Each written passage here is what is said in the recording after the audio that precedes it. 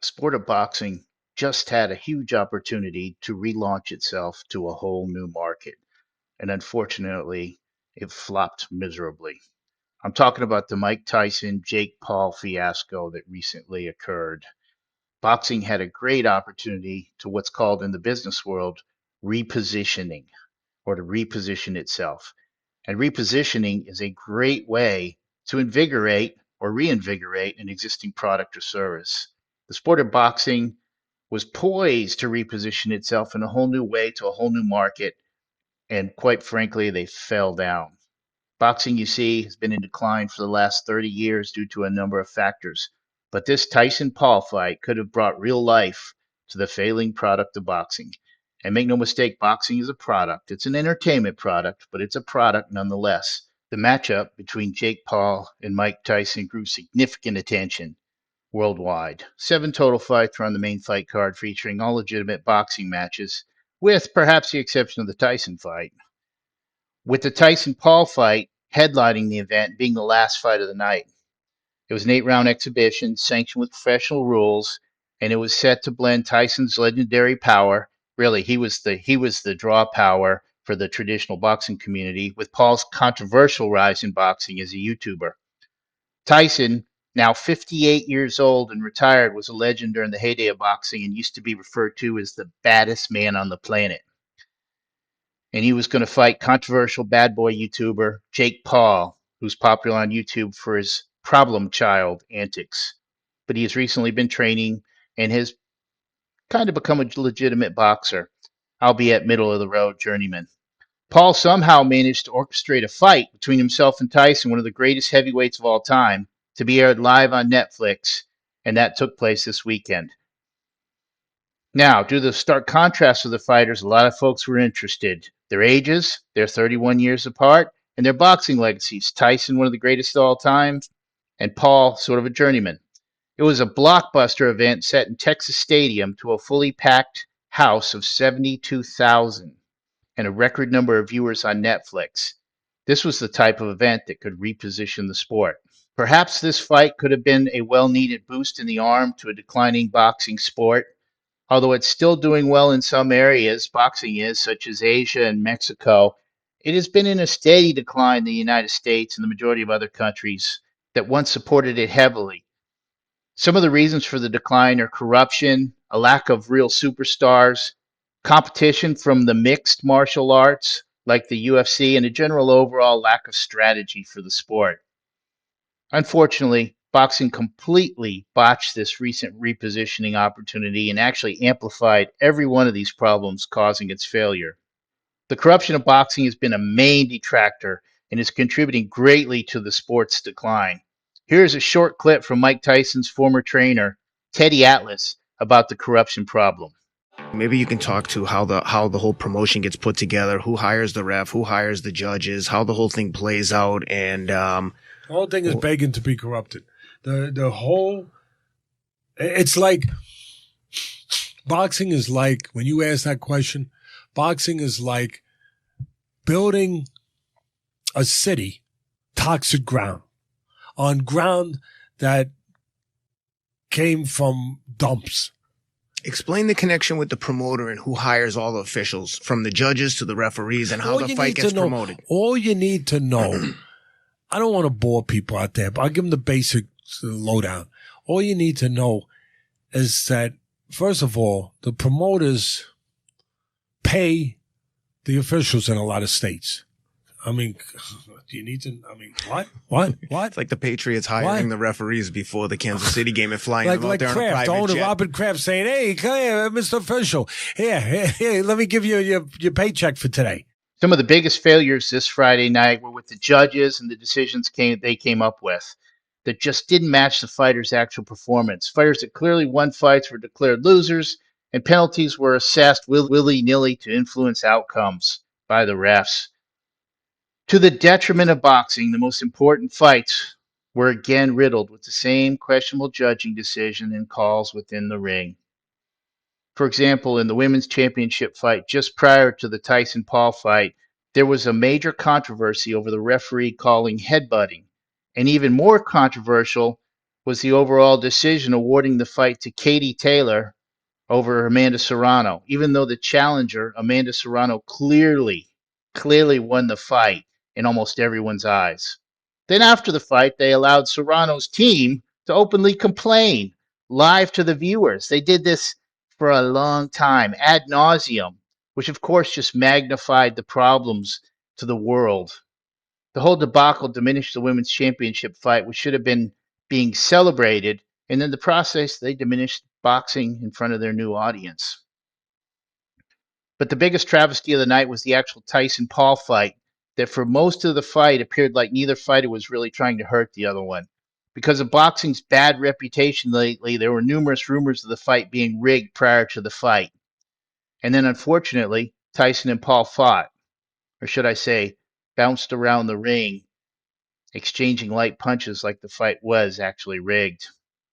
So for the two biggest fights of the night, the women's championship fight and the Tyson Paul fight, that both had the biggest chances of creating, or in Tyson's case, recreating, boxing superstars, were completely mired in controversy. With this new crowd that was watching a mix of real boxing fans and YouTube fans, there was a good chance to create new superstars that fans could continue to follow and boost the sport. Instead, the two largest fights dirtied the reputation of their boxers.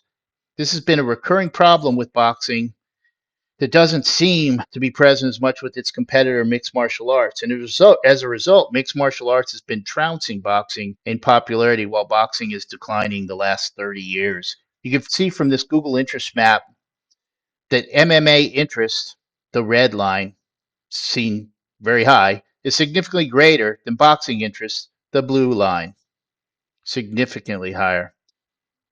Here's a short clip of Dana White, the UFC CEO, talking about the decline of boxing. So one of the things that I started to notice about boxing was it started to fall apart at an amateur level. I was involved in the amateurs back then, and it was Like gloves? really dirty and fucking corrupt. And then you saw NBC drop the box offs. Remember they used to have the Olympic box offs before the Olympics? Yeah, Floyd fought on NBC. Okay. Oscar De La Hoya. I mean, all these guys that were moving up, they all fought on NBC to lead into the Olympics. They got rid of it. One thing the event did get right was the marketing piece, but boxing has always been very good at marketing promotions and getting attention for their fights. They did do that well for this event, creating a humongous upswell of interest among traditional boxing fans and the key and new fans. They were able to capture a new group of interested people. This new market appeal was akin to the Taylor Swift effect on the NFL, whereby Taylor Swift, by dating a famous NFL player and attending games, has caused a whole new untapped market of potential new fans to watch NFL games. This Tyson Paul fight tapped into a whole new generation of potential fans from YouTube, Netflix, and online streaming sources. But they even messed the streaming up because Netflix was apparently unprepared for the massive audience and had streaming problems for numerous viewers most of the night. The streaming problems weren't just temporary, they lasted the full 7-card fight, causing many potential fans to leave Netflix or get frustrated and simply stop watching.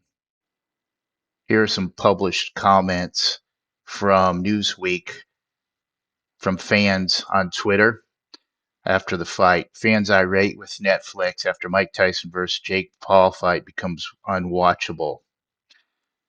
And here are some of the comments. This sucks. Netflix, get your shit together. This buffering shit is dumb. I'm in the classic torture chamber where I can't tell if my internet keeps going out or whether Netflix is just constantly buffering and watchable for everybody. When you're a Netflix engineer and you see an HR meeting pop up on your schedule for Monday. Nice job, Netflix. I'm sure it'll just get better with more viewers, right? This graph shows the reported number of outages in thousands. And keep in mind, this is just the reported outages. Most of the outages aren't even reported. So although the pre-fight promotion was on point, even the marketing was miffed in the end. One would expect them to adequately handle the viewer volume, which they didn't. Watching this debacle unfold, the bad refereeing, questionable judging, and corruption, and allowing that to be magnified during the broadcasts, with losing sides complaining openly and then the fans posting their discontent was very sad. As an innovator, I closely watch products and services that are hugely successful, but then decline. I call it victory disease when a product has so much success that that success causes cracks and fissures to develop that ultimately cause the product or service to fail. But this entertainment product, the sport of boxing, clearly had a chance to reposition itself for future growth.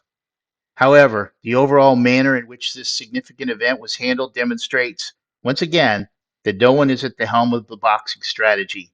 No one or organization was protecting the sport of boxing.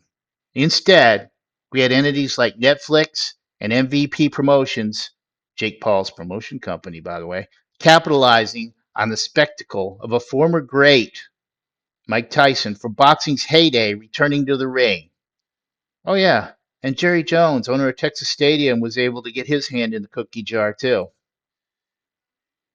There appeared to be no thought for the future of the sport, but a money grab to get bank now, regardless of the negative impact on boxing and the perpetuation of the exact same corruption stereotypes that are killing it.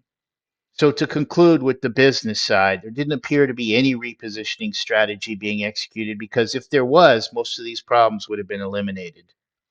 The end result was a disappointing effort for a declining sport that demonstrated, for all the wrong reasons, why the sport of boxing is dying.